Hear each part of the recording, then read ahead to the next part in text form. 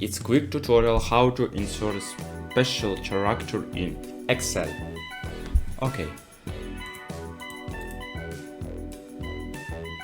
Click on insert symbol and use special character or special symbol what you want, like this, and click on insert, close.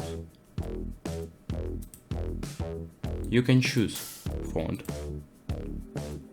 like this, you can choose size, and you can choose, but you can change his font. You can choose this size, but you can't change font. Okay guys, that is all I want to tell you about special character or special symbol in Excel. Thank you for watching.